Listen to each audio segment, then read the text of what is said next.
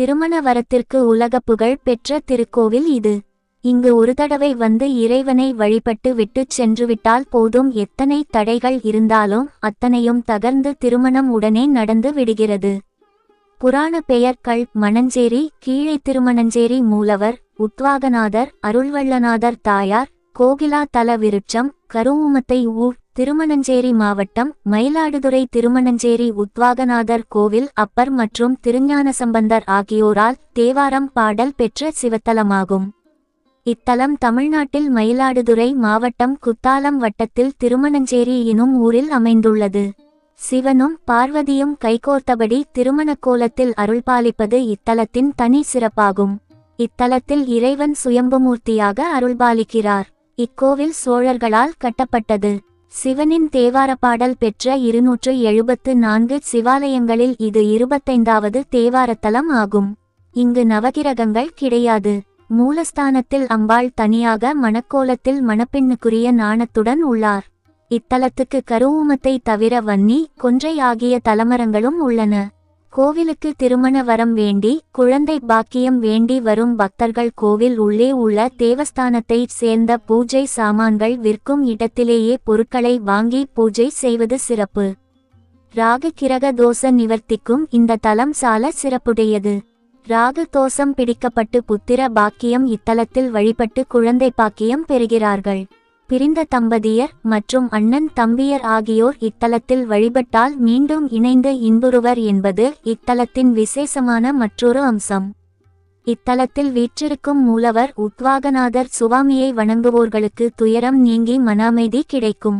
மேலும் வேலை வாய்ப்பு, தொழில் விருத்தி, உத்தியோக உயர்வு ஆகியவற்றுக்காகவும் இங்கு பிரார்த்தனை செய்தால் சுவாமி பக்தர்களது வேண்டுதல்களை நிச்சயம் நிறைவேற்றி கொடுப்பார். திருமண வரத்திற்கு உலக புகழ் பெற்ற திருக்கோவில் இது. இங்கு ஒரு தடவை வந்து இறைவனை வழிபட்டு விட்டுச் சென்றுவிட்டால் போதும். எத்தனை தடைகள் இருந்தாலும் அத்தனையும் தகர்ந்து திருமணம் உடனே நடந்து விடுகிறது. திருமண பிரார்த்தனைக்காக இத்தலத்தில் நடைபெறும் கல்யாண அர்ச்சனை என்பது மிகவும் பிரசித்தமானது. இந்த கல்யாண அர்ச்சனைக்கு திருமணத்திற்கு முன்பாகவும் திருமணம் முடிந்த பிறகும் 2 மாலை, 2 தேங்காய் மற்றும் மஞ்சள், குங்குமம், சூடம், வெற்றிலை, பாக்கு, எலுமிச்சம்பழம், சர்க்கரை வாங்கி வரவேண்டும். கல்யாண அர்ச்சனை என்பதால் இதில் குறிப்பாக கற்கண்டு இருந்தாக வேண்டும். கோவிலுக்குள் இருக்கும் மற்ற மூர்த்திகளையெல்லாம் வணங்கி விட்டு கல்யாண சுந்தரர் சன்னதி முன்பாக இருக்கும் பெரிய ஹாலில் நீண்ட வரிசையாக அமர்கிறார்கள்.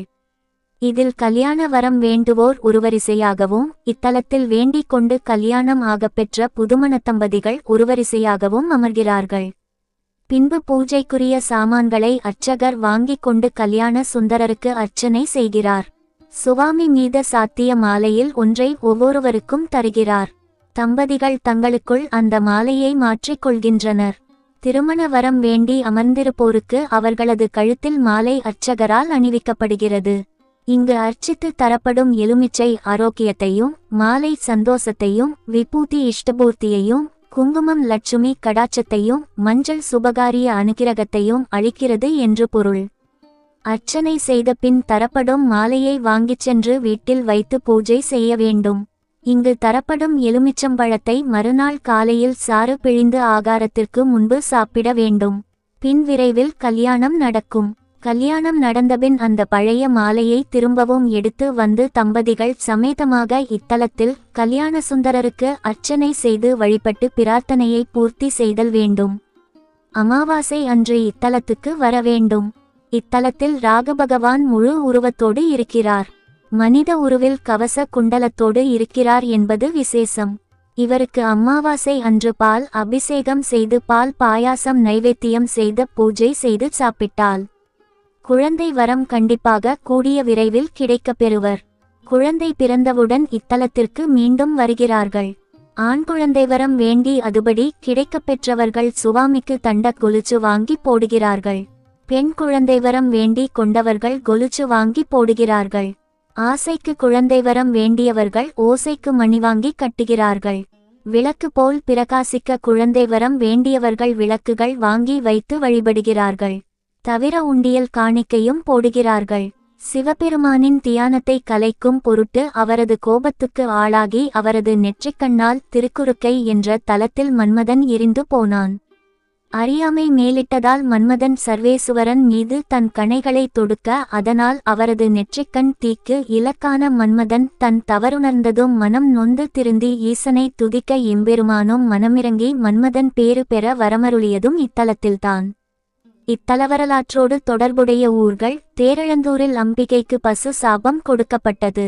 அக்காட்டில் அம்பிகை பசு உரு ஏற்றும் கோமலில் திருமால் பசு மேய்ப்போனாக உருவெடுத்து பசுக்களை பராமரித்து வந்ததாகவும், திருக்குளம்பத்தில் ஈசன் பசுவின் குளம்பு தழும்பை ஏற்றதாகவும், திருவாடுதுறையில் பசுவுக்கு முக்தி கொடுக்கப்பட்டதாகவும், திருந்துருத்தி என்னும் குத்தாலத்தில் பரத மகரிஷி நடத்திய யாக வேள்வியில் உமை மங்கை தோன்றினார் எனவும் அறிய கிடக்கின்றன.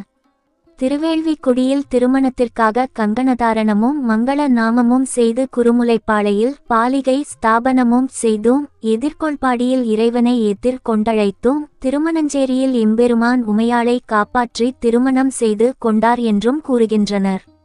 இது நித்திய கல்யாண க்ஷேத்திரம். ராகு தோஷ நிவர்த்தி தலம் இது. ராகு பகவான் இங்கு முழு உருவில் உள்ளார். மனித உருவத்தில் கவச குண்டலத்தோடு காட்சி தருகிறார். இத்தலத்தின் தீர்த்தம் சப்த சாகரம் என்பது 7 கடலும் மாலையாக இறைவன் திருமணத்திற்கு வந்ததாக ஐதீகம்.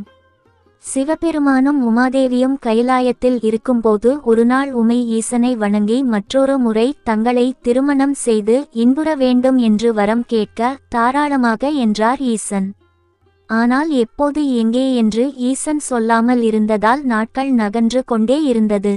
இதனால் அம்மையும் கோபத்தால் ஈசனிடம் சற்று அலட்சியமாக நடக்க ஆரம்பித்தார். இதனால் சினம் கொண்ட சிவபெருமான் உமா தேவியை பூலோகத்தில் பசுவாக பிறக்க செய்து விட்டார். பின் சாப விமோசனம் வேண்டி பல இடங்களில் பசுவாக அலைந்து திரிந்து ஈசனை வழிபடலானார். ஒருநாள் அம்பிகை பொழிந்த பாலால் திருமேனி குளிரப்பெற்றும் குளம்பின் ஸ்பரிச தழும்பும் பெற்று மகிழ்ந்த சிவபிரான் உளம் கனிந்த அம்பிகை விரும்பியவாறு திருமணம் புரிந்து கொள்ளவும் சம்மதித்து பரத மகரிஷி நடத்திய யாக வேள்வி குண்டத்தில் தோன்றி உமையாளை திருமணஞ்சேரியில் திருமணம் செய்து அருளினார் என்பது தல வரலாறு.